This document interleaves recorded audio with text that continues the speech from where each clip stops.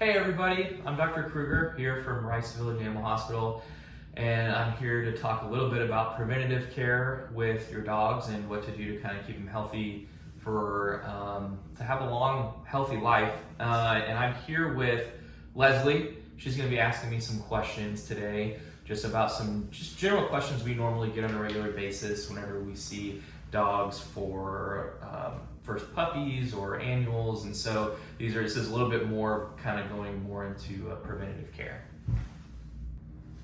Dr. Krueger, what is considered preventative care for dogs?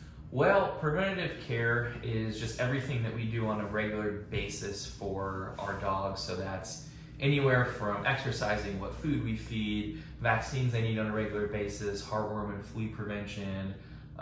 It's kind of everything that needs to be done with them on a daily basis, similar to us.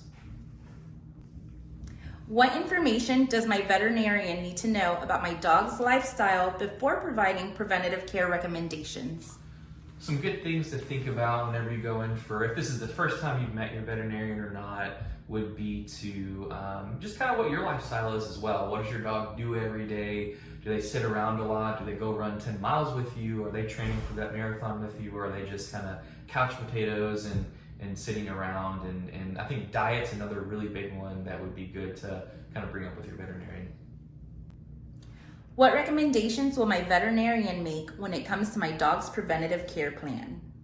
Well, there is a lot of things that we do recommend, and it may sound overwhelming at first, but if you've had dogs before, some of this stuff just kind of comes standard. So a big one, being in Houston, is going to be heartworm and flea prevention, just because we have heartworms.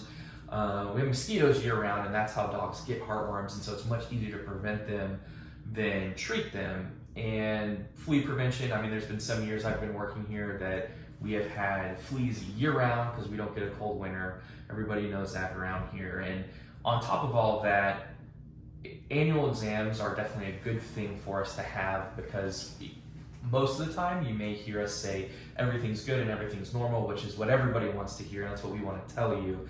But if we do start finding things, the annual exam is where we can start creating a treatment plan or catching things or monitoring things year to year, whether that's growths under the skin like lipomas or checking different chronic conditions that dogs can have.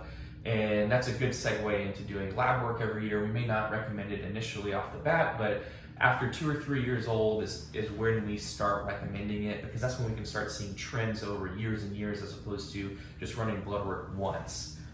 The other thing that we do look into is when they're young is spaying and neutering.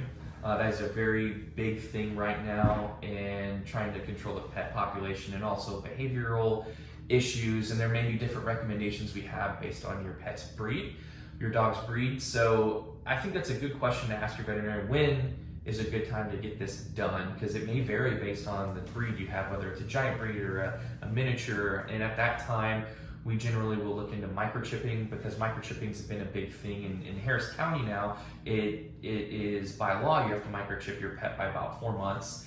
And also segueing into international travel, if you do ever plan on traveling with your pet, they do need to be microchipped before they've been given their rabies vaccine, and that's the only permanent way to ID your dog besides having a tattoo, and most dogs don't have tattoos anymore.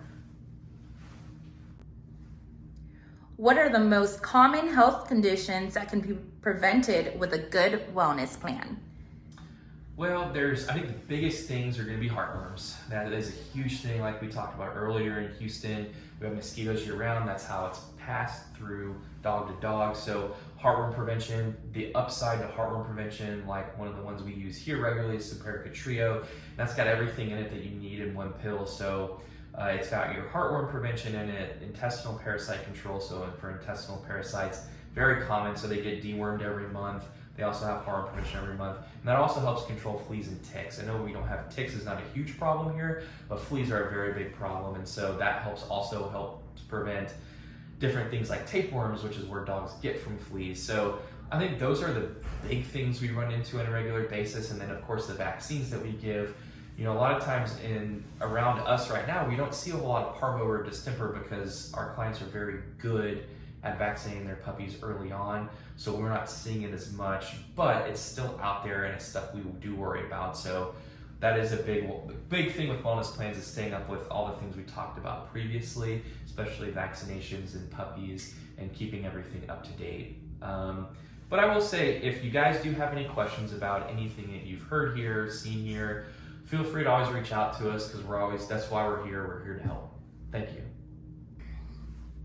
How can I keep my dog safe while in a car? Well, the best way to keep your dog safe in the car is put them in a crate. I would never put them in the front seat.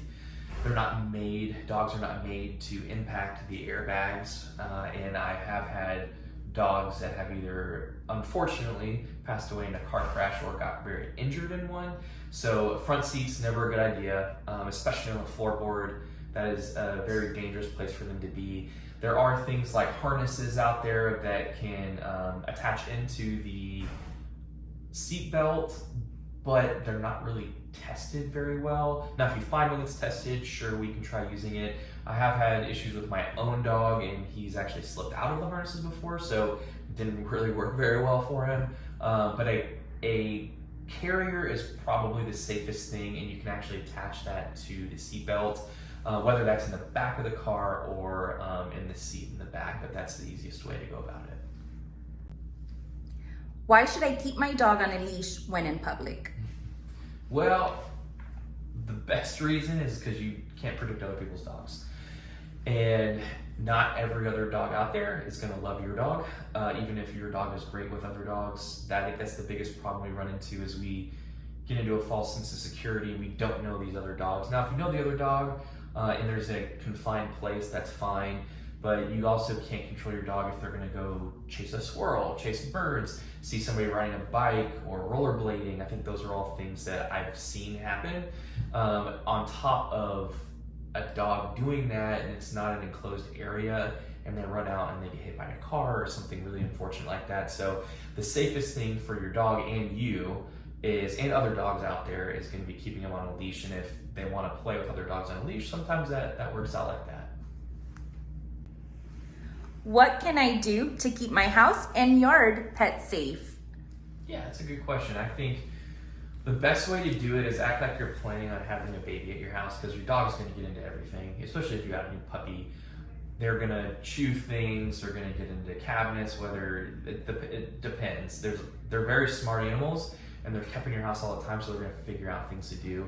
So if that's not a possibility for you to do, or you'll say you're renting the house or renting an apartment or something like that, and they don't let you do that for some reason, then keeping them confined when you can't immediately observe them. So when you leave, crate training is a very good thing to get into. That's a big thing that we push for with new puppies. Crate training is, or if you're working from home, that's another good thing. They can't get into things that you don't want them to. And I think for your yard, the best thing you can do is make sure that it's fenced, or if it's not fenced, they're always on a leash while they're out there, because the last thing you want to do is let them out there and you don't know where they go. And knowing what's in your yard plant-wise is a big thing in this area.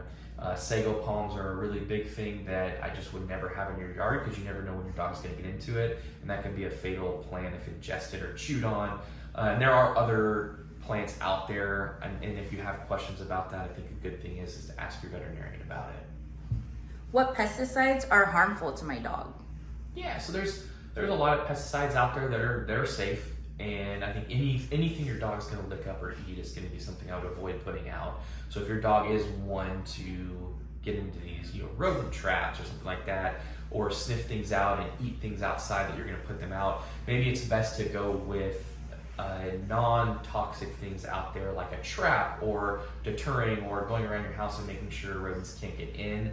Another big one is molluscicides, or things that kill snails and slugs. Those can be very toxic to some dogs, and even if they go through that and the dog eats them, that's another big thing where different rodenticides and different pesticides can hurt your pets and your dog from them eating whatever that is, if they catch it even. So I think I would avoid probably putting them out in general if you can, or don't let your dog in those areas while that bait's out there. Another thing is just ask your veterinarian. We're always happy to answer questions like that.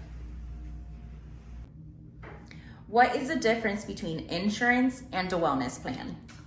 Well, to start, insurance plans generally are from an insurance company, of course, and you pay a premium every month, and there's different things like deductibles, and that's a lot of stuff that is best looking into these insurance policies, seeing what you're paying for. Some honestly offer wellness plans inside their insurance plans, and so if you are worried about any emergency things that happen or out-of-pocket costs, things that we aren't planning for, that's where insurance plans really come into play.